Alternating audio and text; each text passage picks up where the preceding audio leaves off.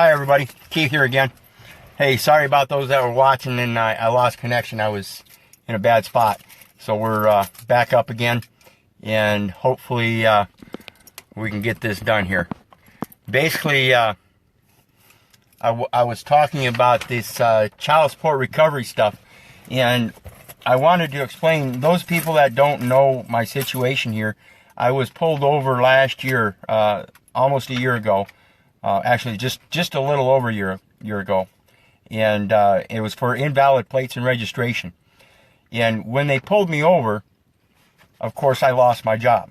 I did have some kind of income where I was paying child support, and even though I was still trying to research it and figure out how to get around it because I still knew it wasn't right. So finally, through the course of the actions in the case from getting pulled over for the invalid plates, I went through trial and everything, and during that trial I entered some documents. And those documents that I entered were, one was the affidavit of domicile, a statutory declaration of true name, and affidavit of age of majority and power of attorney. And when I entered those documents, now this was when I got pulled over. That was August 24th of last year. And that left 4 months that, 5 months. 5 months that child support didn't get any payment.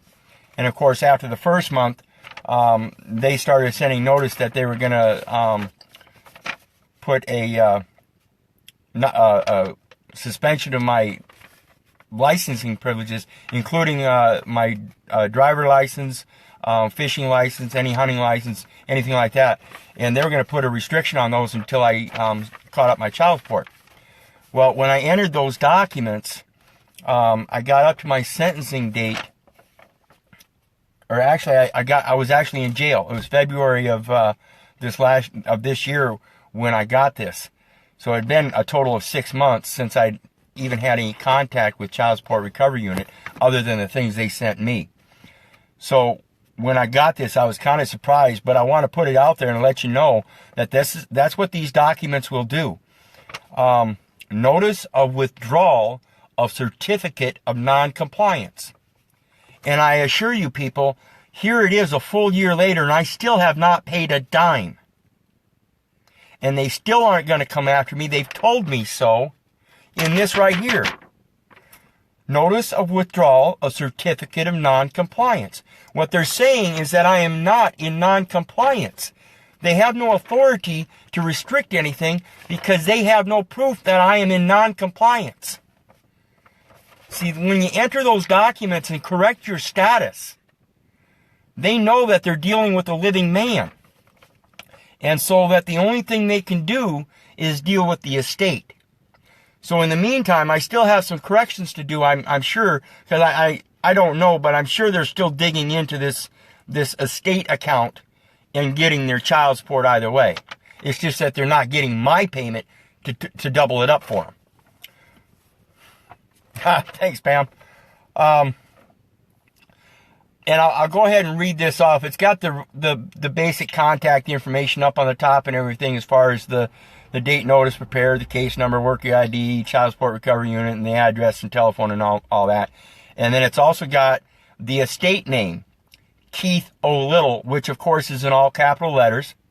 And then it's got the address of 225 East 6th Street, which is the county jail, and it's listed as Waterloo, Iowa, with a zip code, and that's all capital letters. That tells you it's a federal zone for federal corporation, not the United States of America federal government, but the federal corporation known as the United States. They are two different things. Again, Title 28 of the United States Code, 3002, Section 15A. Look it up and you'll see it tells you. The United States is a federal corporation and not a government, including the judicial procedural section. That's telling you that when you're dealing with these corporations and those United States codes, United States Code is corporate regulation. Now, if you want to be a Walmart employee, go ahead and go fill out an application, and then you can be a Walmart employee. As far as I'm concerned, I have no application with the federal corporation. Now, it goes on to say payer's name. And then again, it says it's all capital letters. It's the estate that's paying. And then it's got the Social Security number. And then it says to Iowa Department of Transportation, Iowa Department of Natural Resources. And of course, those are both all capital letters. Again, part of the federal corporation. Even though they're Iowa State, they're just sub-corporations of that federal corporation. Then it goes on to say, this notice tells you that the certificate of non-compliance, notice it says certificate. Certificate is a financial instrument. Certificate of non-compliance issued by the Child Support Recovery Unit for the above-named payer on the 13th day of January 2017 is withdrawn as of the date on this notice. Terminate all steps to enforce a license sanction against Keith O. Little, according to Iowa Code Section 252J.85, and immediately reinstate, renew, or issue licenses and motor vehicle registrations if the obligor is otherwise in compliance with your licensing requirements. A copy of this form has been sent to, get this people, a copy of this form has been sent to the corporation name. All capital letters, Keith O. Little. Then how come I got it here? If it was sent to the estate, then they mean that they sent it to the Secretary of State. So understand how they're perverting all these words. Then it says, then it's got some kind of squiggly line down here, Child Support Recovery Unit. It doesn't say signature or anything. It just a line and some little squiggly mark like somebody signed it. I don't know whose signature that is. And if you ask them, nobody down there will know what it is either. Again, I assure you, nobody is ever going to sign a contract.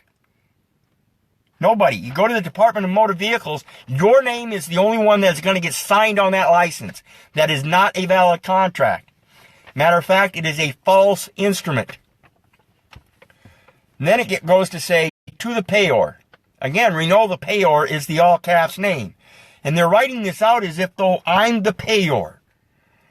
Because they expect the payor to read it. The payor cannot read it. The payor is just another piece of paper with a bunch of words on it. Understand this, people. Understand this clearly. Get these documents published, documented, and recorded. That's all you got to do. Make sure they get recorded the proper way and sent out to the right people. And I assure you, the process works. Now, I don't know if you want to go ahead and do the UCC one and all that. That's not my part. 1 Timothy chapter 6, verse 10, for the love of money is the root of all evil. And that's part of the whole problem here is HJR 192 is what allows all this. HJR 192, in fact, I just got into a discussion with somebody, is what makes it possible for them to tax everybody for the use of the Federal Reserve notes, which are corporate property. And they tax you because they have to handle their property. They have to do all the accounting. And that's why they get away with all the bullshit on the ledgering. It's their property. And then you want to go do UCC1 like they're going to do the ledgering right for you. Moronic. Get out of it. We have a unlimited power to contract. Now, unlimited power to contract is their term for your right to believe what you want to believe, the right to make the choice that you want to make, and the right to change that choice if you want to. That's your unlimited power to contract. They've just taken that and perverted it to the word contract. Like I said in my last video, you have a covenant with your Creator, not a contract with another man. If you want a contract with another man, you're removing that covenant. You're dispositioning that covenant with your Creator. Quit it. Get back to reality. And understand, ye are gods. Act like it. Act like it. Step up and tell them who you are. And they'll start sending you notices of withdrawal of non-compliance. They'll start saying, yes, sir, yes, ma'am. They won't care whether you got long hair or not. They won't care what you do. So, just so you know, progress can be made. You just got to do the research and put in the effort. Draft your documents, publish them, document them, record them, and make sure to pass that on. Our next generation's got it worse than us. If we don't learn this, get it down and pass it on to them. You think this public not enough education system's good? It's all it is a fucking indoctrination system. So quit indoctrinating your children. Educate them. Fill them with knowledge. For my people are in lack of knowledge. Fill them with knowledge then. Anyway, just wanted to let you know. Just take the steps. Power of attorney, affidavit of domicile, affidavit age of majority, and statutory declaration of true name. Those are the 4 documents I filed and took care of this. And I didn't even intend to take care of this. I was intending to take care of the problem with the issues that I had at hand with the driving versus traveling. So, mind your P's and Q's, do your research, quit believing. And like I tell you all the time, don't believe me just because you see me sitting here on a video telling you with paperwork and showing you.